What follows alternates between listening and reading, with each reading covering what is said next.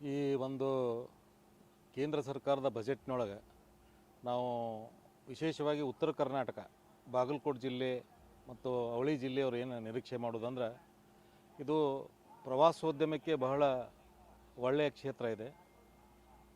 ಬದಾಮಿ ಇರ್ಬೋದು, ಪಟ್ಟದಕಲ್ಲು, ಐಹೊಳೆ ಮತ್ತು ಕೂಡಲ ಸಂಗಮ, ವಿಜಯಪುರ, ಗೋಳಗುಮ್ಮಟ ಮುಂತಾದ ಎಲ್ಲ ಕ್ಷೇತ್ರಗಳದಾವು. ಇಲ್ಲಿ ಮೂಲಭೂತ ಸೌಕರ್ಯಗಳಿಲ್ಲ. ಈ ಬದಾಮಿಯಲ್ಲಿ ವಿಶೇಷ ಅಂದರೆ ಪಾರ್ಕಿಂಗ್ ಸಮಸ್ಯೆ ಭಾಳ ಇದೆ ವಾಹನಗಳಿಗೆ. ಮತ್ತು ಇಲ್ಲಿ ಬಂದು ಇರಬೇಕಂದ್ರೆ ಸುವ್ಯವಸ್ಥಿತವಾದ ವಸತಿ ಗೃಹಗಳು ಸಮಸ್ಯೆ ಇದೆ. ಮತ್ತು ಇದೊಂದು ಕಾರಿಡಾರ್ ಆಗಬೇಕಿದು ಪ್ರವಾಸೋದ್ಯಮದ ಒಂದು ರಿಂಗ್ ರೋಡ್ ಟೈಪ್ ಮಾಡಿದರೆ ಇದೊಂದು ಒಂದು ಪ್ರವಾಸೋದ್ಯಮದ ಭಾಳ ಅಭಿವೃದ್ಧಿ ಪಡಿಸೋಕ್ಕೆ ಸಾಧ್ಯ ಐತಿ. ಅದಕ್ಕೆ ಹೆಚ್ಚಿನ ಮುತುವರ್ಜಿ ವಹಿಸಿ ಈ ಏನು ಪ್ರವಾಸೋದ್ಯಮಕ್ಕೆ ಏನು ಡೆವಲಪ್ಮೆಂಟ್ ಮಾಡೋಕ್ಕೆ ಏನೆಲ್ಲ ಸಾಧ್ಯತೆಗಳದಾವು ಆ ಅನುದಾನವನ್ನು ಒದಗಿಸಿ ಕೇಂದ್ರ ಸರ್ಕಾರ ಕ್ರಮ ಕೈಗೊಳ್ಳಬೇಕು. ಮತ್ತು ಇನ್ನೊಂದು ವಿಶೇಷವಾಗಿ ಉತ್ತರ ಕರ್ನಾಟಕ ಅಂದರೆ ಇದೊಂದು 4 ಸಮಸ್ಯೆ ಅದಾವೆ. ಇಲ್ಲಿ 4 ಥರ ಸಂತ್ರಸ್ತರಿದ್ದಾರೆ. ಇಲ್ಲಿ ಒಂದು ಬರ, ಮಳೆ, ನೈಸರ್ಗಿಕವಾಗಿ ಮಳೆ ಆಗಂಗಿಲ್ಲ. ಆಮೇಲೆ ಅದನ್ನು ಬಿಟ್ಟರೆ ಮುಂದೆ ಪ್ರವಾಹ ಬರ್ತೈತೆ, ಬ್ಯಾಸಿಗೆ ಒಳಗೆ ಮಳೆಗಾಲದಾಗ ಪ್ರವಾಹ ಬರ್ತೈತಿ. ನೆರೆ ಸಂತ್ರಸ್ತರು, ಬರಪೀಡ ಸಂತ್ರಸ್ತರು ಮತ್ತು ಯೋಜನೆಗಳಿಂದ ಇಲ್ಲಿ ಬರೀ ಯೋಜನೆ ಆಗ್ಯಾವ. NTPC ಆಗೈತಿ, UKPಯಿಂದ ಈಗ ಲಕ್ಷಾಂತರ ಎಕರೆ ಜಮೀನು ಹೊಂಟೈತಿ. ಈ ಯೋಜನಾ ಸಂತ್ರಸ್ತರು ಮತ್ತು ಇದಾದಮೇಲೆ ಏನು ಆಲ್ಮಟ್ಟಿ ಡ್ಯಾಮ್ ಆದಮೇಲೆ ಏನು ನೀರು ನಿಂತ ಮೇಲೆ ಭೂಮಿ ಸವಳು ಜವಳಾಗೈತಿ, ಸಾಕಷ್ಟು ಪ್ರದೇಶ ಸವಳು ಜವಳಾಗಿ ಸವಳು ಜವಳು ಸಂತ್ರಸ್ತರು. ಈ ಥರ 4 ಸಂತ್ರಸ್ತರು ಇವರು ಪ್ರತಿ ವರ್ಷ ಗುಳೆ ಹೋಗೋದೇ ಆಗಿದೆ. ಇವತ್ತು ಇವರು ಗುಳೆ ಯಾಕೆ ಹೋಗ್ತಾರೆ ಅಂದ್ರೆ ಇಲ್ಲಿ ಯಾವ ಕೈಗಾರಿಕೆಗಳೇ ಇಲ್ಲ. ನಾವು ಹುಬ್ಳಿಯಿಂದ ಬಿಜಾಪುರದಿಂದ ಏನು ಕರ್ನಾಟಕ ಸೋಲಾಪುರದಿಂದ ಎಂಟ್ರಿ ಹಾಕ್ಯವು. ಪೂರಾ ಹುಬ್ಬಳ್ಳಿ ಮಟ್ಟ ಹೋಗ್ರಿ, ಬೆಂಗಳೂರು ಮಟ್ಟ ಹೋಗ್ರಿ. ನೀವು ಬೆಂಗಳೂರು ಹೊರತುಪಡಿಸಿ ಎಲ್ಲಿ ಕೈಗಾರಿಕೆಗಳೇ ಇಲ್ಲ. ಮತ್ತು ಅದೇ ರೀತಿ ಬೆಳಗಾವಿ ಟು ಗೋವಾ ಬಾರ್ಡ್ರ್ ಹಿಡ್ಕೊಂಡು ಈ ಕಡೆ ಬಂದರೆ ಅಂದರೆ ಎಲ್ಲಿ ಹೈದರಾಬಾದ್ ಮಠ, ರಾಯಚೂರು ಮಠ, 4 ದಿಕ್ಕಿನೊಳಗೆ ಉತ್ತರ ಕರ್ನಾಟಕದಾಗ ಒಂದೂ ಕೈಗಾರಿಕೆಗಳಿಲ್ಲ. ಕೇಂದ್ರ ಸರ್ಕಾರ ತನ್ನ ಸ್ವಾಮ್ಯದ ಒಂದು ಕೈಗಾರಿಕೆಗಳನ್ನಿರ್ತದೆ. ಶಸ್ತ್ರಾಸ್ತ್ರ ತಯಾರಿಕಾ ಘಟಕ ಇರ್ಬೋದು, ರೈಲ್ವೆ ಇಂಜಿನ್ಗಳು ಮುಂತಾದ ಆಟೋಮೊಬೈಲ್ ತಯಾರಿಕಾ ಘಟಕಗಳನ್ನು ಕೇಂದ್ರ ಸರ್ಕಾರ ಇಲ್ಲಿ ಹಾಕಿ ಈ ಯೋಜನೆಗಳಿಗಾಗಿ ಏನು ತ್ಯಾಗ ಮಾಡಿದ್ದಾರೆ, ಈ ಜನರಿಗೆ ಉದ್ಯೋಗ ಕೊಡುವುದರ ಜೊತೆಗೆ ಈ ಭಾಗದ ಜನರು ಇಲ್ಲೇ ಇರುವಂಥ ವ್ಯವಸ್ಥೆ. ಯಾಕಂದ್ರೆ ಮಹಾರಾಷ್ಟ್ರ ಮಾದರಿಯಲ್ಲಿ ಏನು ಕರ್ನಾಟಕ ಡೆವಲಪ್ ಆಗಿಲ್ಲ. ಏನಾಗಿದ್ರು ಅದು ಬೆಂಗಳೂರು ಕೇಂದ್ರೀಕೃತ ಆಗೈತಿ. ಮತ್ತು ಕೇಂದ್ರ ಸರ್ಕಾರನೂ ಏನು ಮಾಡೈತಿ, ಅಲ್ಲಿ ಮೆಟ್ರೋ ಮಾಡೈತಿ. 1 ಲಕ್ಷ ಕೋಟಿ ಕೊಟ್ಟು ಮೆಟ್ರೋ ಮಾಡೈತಿ. ಆದರೆ ಇಲ್ಲಿ ಅದೇ ಹಣವನ್ನು ಅದರಲ್ಲಿ ನೀರಾವರಿಗೆ ಕೊಟ್ಟರೆ, UKP ಯೋಜನೆಗೆ ಕೊಟ್ಟರೆ ಏನಾಕತಿ, ಇಡೀ ಉತ್ತರ ಕರ್ನಾಟಕ ನೀರಾವರಿಯಾಗಿ ಇಡೀ ದೇಶದಲ್ಲಿ, ಏಷ್ಯಾ ಖಂಡದಲ್ಲಿ ಒಂದು ಸಂಪದ್ಭರಿತವಾಗಿ ನಾಡಾಗಿ ಹೊರಹೊಮ್ಮತೈತಿ. ಅದಕ್ಕೆ ನಾವು ಈ ಬಜೆಟ್ಟಿನಲ್ಲಿ ನಿರೀಕ್ಷೆ ಮಾಡೋದೇನೆಂದರೆ ಉತ್ತರ ಕರ್ನಾಟಕದ ನೀರಾವರಿ ಯೋಜನೆಗಳು, ಹೊಸದಾಗಿ ಕೈಗಾರಿಕಾ ಯೋಜನೆಗಳು ತರಬೇಕು ಹಾಗೂ ಪ್ರವಾಸೋದ್ಯಮವನ್ನು ಡೆವಲಪ್ಮೆಂಟ್ ಮಾಡಬೇಕಂತ ಈ ಬಜೆಟ್ನಲ್ಲಿ ಹಣ ಒದಗಿಸ್ಬೇಕಂತ ಒತ್ತಾಯ ಮಾಡ್ತೇವೆ.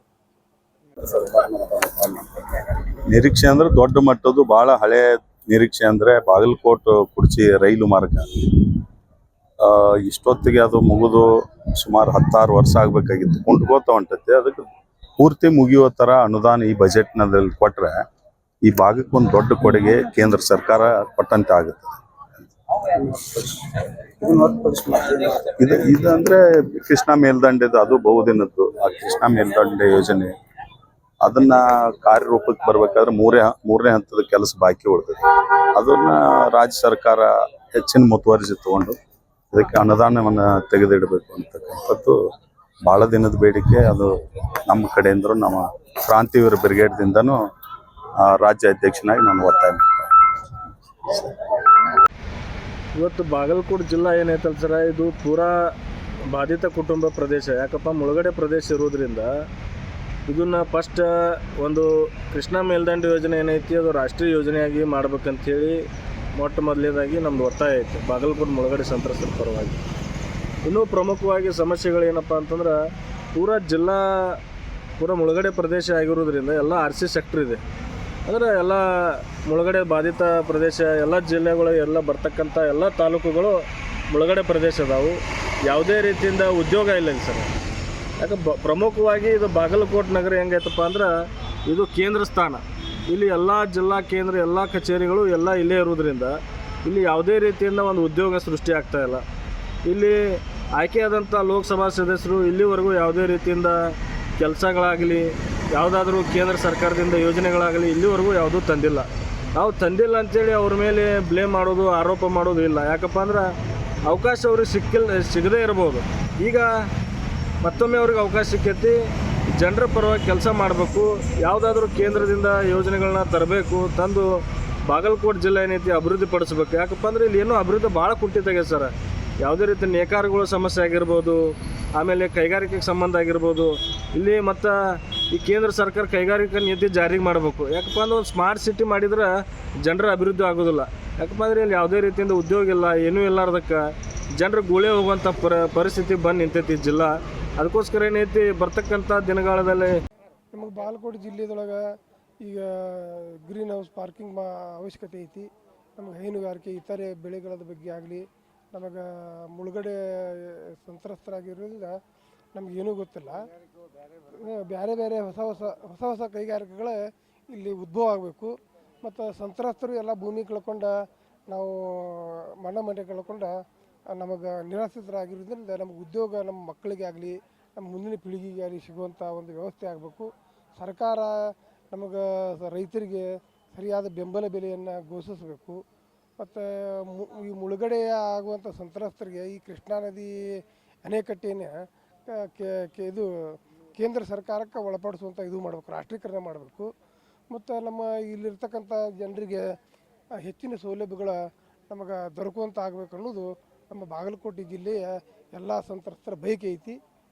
ಅದಕ್ಕೆ ಇದನ್ನು ರಾಷ್ಟ್ರೀಕರಣ ಮಾಡೋದ್ರಿಂದ ಕೇಂದ್ರ ಸರ್ಕಾರದ ಅನುದಾನ ಮತ್ತು ರಾಜ್ಯ ಸರ್ಕಾರದ ಅನುದಾನದಿಂದ 524 ನಮಗೇನು ಡ್ಯಾಮ್ ಆಗಿದ್ದ ಕರೆ ಆತಂದ್ರೆ 15 ಲಕ್ಷ ಎಕರೆ ಬೀದರ್, ಗುಲ್ಬರ್ಗ, ಇಂಡಿ, ರಾಯಚೂರು, ಕೊಪ್ಪಳ ಈ ಎಲ್ಲ ಜಿಲ್ಲೆಗಳಿಗೆ 15 ಲಕ್ಷ ಎಕರೆ ಪ್ರದೇಶ ನೀರಾವರಿ ಆಗೋದ್ರಿಂದ ನಾವು 75,000 ಎಕರೆ ಜಮೀನನ್ನು ಈಗ ಕಳ್ಕೊಳಕತ್ತೀವಿ.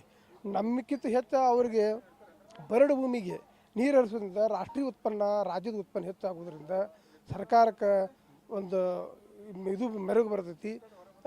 ಈಗ ನಮ್ಮದು ಏನೈತಂದ್ರೆ 60 ವರ್ಷದ ಗತಿ ಹೋಗೈತಿ. ಈಗ 524 ಡ್ಯಾಮ್ ಕಟ್ಟಬೇಕಂದ್ರೆ 524 ಡ್ಯಾಮ್ ಕಟ್ಟಬೇಕು. 60 ವರ್ಷದ ಗತಿ ಹೋಗೈತಂದ್ರೆ ಒಂದು ಮನೆ ನಾವು ಕಟ್ಟಿದ ಮ್ಯಾಗ ಒಂದು 100 ವರ್ಷದ ಮ್ಯಾಗ ಮತ್ತೊಂದು ಬಿಲ್ಡಿಂಗ್ ಕಟ್ಟಿದ್ರೆ ಹೆಂಗದ ಆಯುಷ್ಯ ಇರೋದಿಲ್ಲ. ಇದಕ್ಕೂ ಆಯುಷ್ಯ ಇರೋದಿಲ್ಲ. ನಾವು ಆಯುಷ್ಯ ಇರೋದ್ರೊಳಗೆ ಏನಾದರೂ ನಮ್ಮ ನೀರಿನ ಉಪಯೋಗನ ನಾವು ಮಾಡ್ಕೋಬೇಕಾಗೈತಿ.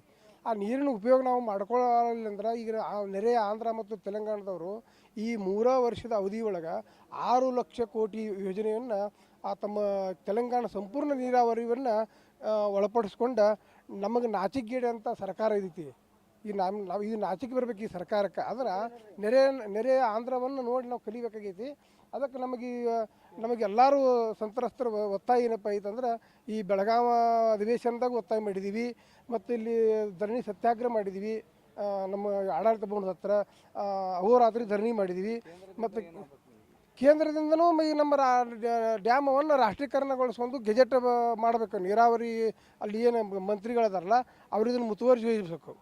ಇಲ್ಲಿ ನಮ್ಮ ಬಾಗಲಕೋಟೆ ಜಿಲ್ಲೆಗೆ ಸೌಲಭ್ಯಗಳು ಕೈಗಾರಿಕೆ ಆಯ್ತು ಇತರೆ ಎಲ್ಲ ಸೌಲಭ್ಯಗಳು ವಿಮಾನ ನಿಲ್ದಾಣ ಆಗುವಂಥ ವ್ಯವಸ್ಥೆ ಆಗಬೇಕು. ಇತರ ಕೈಗಾರಿಕೆ ಯೋಜನೆಗಳು ಅನುಕೂಲ ಆಗೋ ಸಂತ್ರಸ್ತರಿಗೆ ಮಕ್ಕಳಿಗಾಗಲಿ ಇಲ್ಲಿ ಇದ್ದಂಥ ಜನರಿಗಾಗಲಿ ಅನುಕೂಲ ಆಗಿ ಅಭಿವೃದ್ಧಿ ಆಗಬೇಕು ಅನ್ನೋದು ನಮ್ಗೆ ಇಚ್ಛೆ ಐತಿ. ನಮ್ಮ ಹೆಸರು ಸಿದ್ದು ಯರಗಟ್ಟಿ ಅಂತೇಳಿ, ಸೊನ್ನ ಬಿಳಿಗಿ ತಾಲೂಕು.